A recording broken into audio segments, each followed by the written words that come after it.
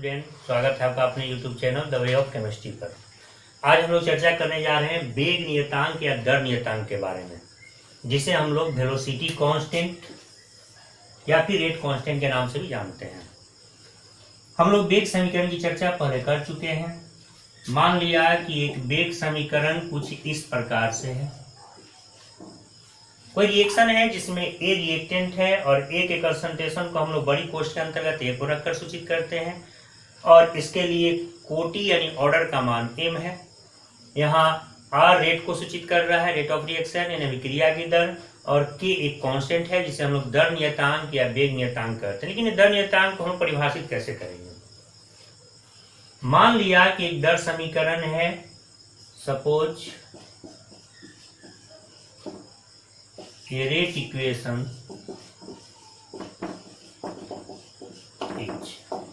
यह लिख सकते हैं। मान लिया कि एक वेग समीकरण इन प्रकार से है, r बराबर के ए के पावर ए कंसंट्रेशन के पावर m।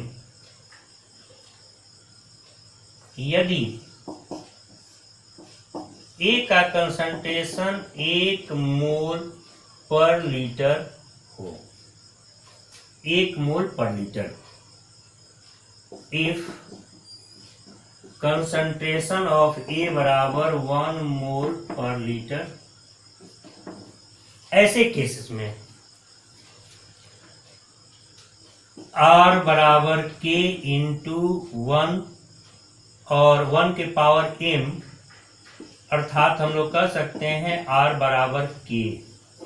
R यानी अभिक्रिया की दर और K यानी वेग नियतांक या फिर दर नियतांक, इसको रेट कांस्टेंट वेलोसिटी कांस्टेंट भी कहते हैं। इसके आधार पर हम लोग डिफाइन कैसे कर सकते हैं कि जो वेग स्थिरांक है वह एक प्रकार का दर है, अभिक्रिया की दर या वेग या रेट। अतः किसी अभिक्रिया का दर या वेग नियतांक उस अभिक्रिया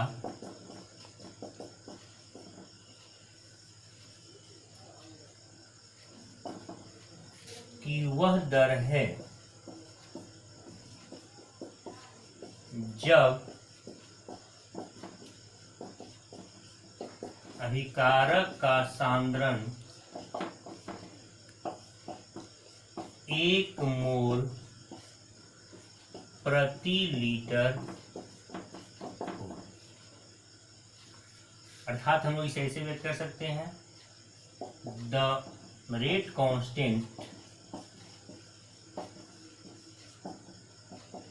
is the rate of a chemical reaction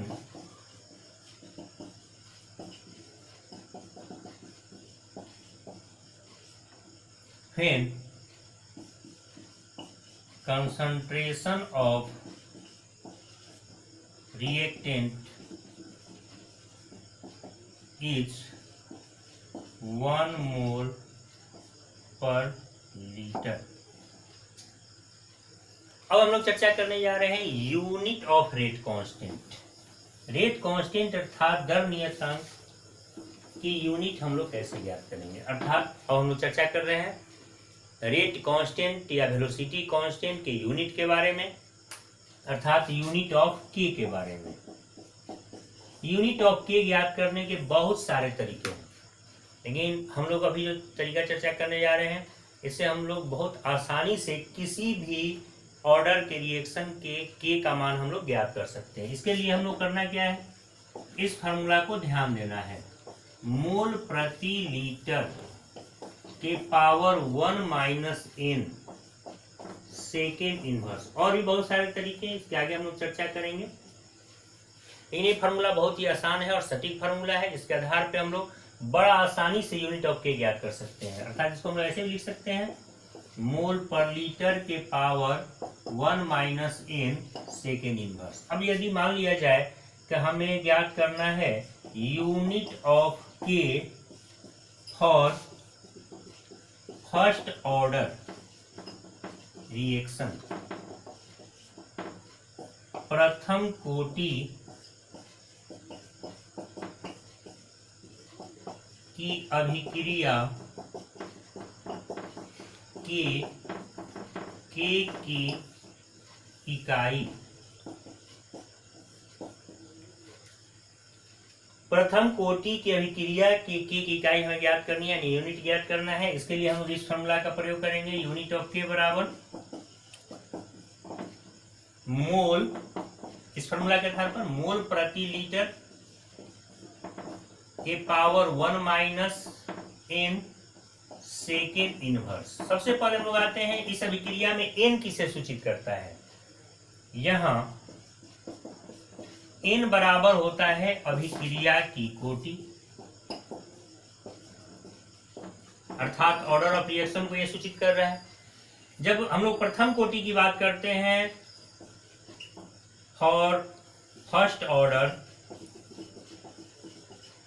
n का मान 1 होता है, द्वितीय कोटि के लिए n का मान 2 होता है, तृतीय कोटि के लिए 3, शून्य कोटि के लिए n का मान 0 होता है।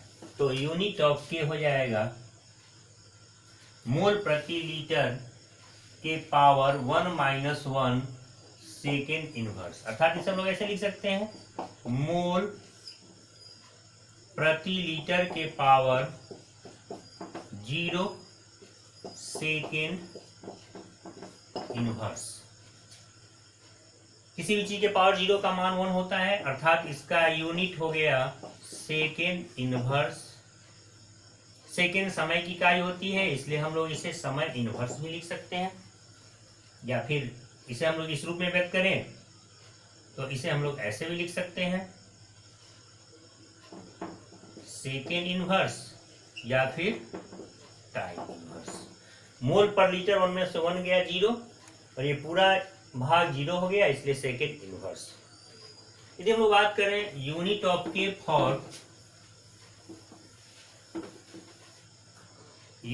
के फॉर सेकेंड ऑर्डर रिएक्शन,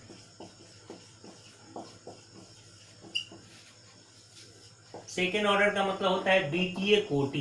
द्वितीय कोटि की अभिक्रिया के लिए यूनिट ऑफ के हम लोग कैसे निकालेंगे, फॉर्मूला के आधार पर मोल प्रति लीटर के पावर 1 और n के जगह रखेंगे 2, क्योंकि सेकेंड ऑर्डर है, सेकेंड ऑर्डर यानी द्वितीय कोटि, तो n का मान 2, तृतीय कोटि के लिए n का मान 3, शून्य कोटि के लिए n का मान 0 और सेकेंड इनवर्स।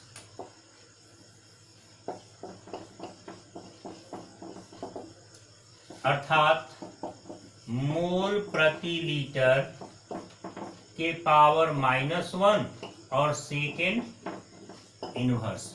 इसे हम लोग ऐसे लिख सकते हैं, मोल पर -1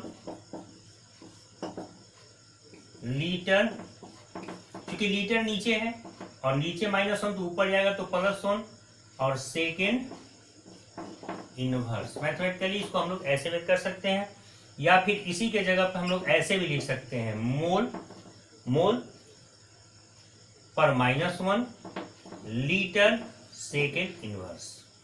आज हम आप लोगों को फिर होमवर्क दे रहे हैं। आज आप लोगों को ज्ञात करना है यूनिट ऑफ के फॉर, होमवर्क में यूनिट ऑफ के for third order and zero order reaction. In order को सूचित कर रहा है, तो थर्ड ऑर्डर के लिए इनका मान 3 और शून्य ऑर्डर या जीरो ऑर्डर के लिए इनका मान होगा 0। इसके आधार पर आप ज्ञात करेंगे। इसकी चर्चा हम लोग अगले वीडियो में भी करें। यदि आप लोगों ने अभी तक हमारे चैनल को सब्सक्राइब नहीं किया है तो प्लीज़ इसे सब्सक्राइब कर देंगे, इसे लाइक करेंगे और ज़्यादा से ज़्यादा शेयर करेंगे, ताकि जो मेहनत हो रही है इस वीडियो के माध्यम से, इस प्रोग्राम के माध्यम से, इसे अधिक से अधिक छात्रों और छात्राओं को फायदा मिल सके। धन्यवाद।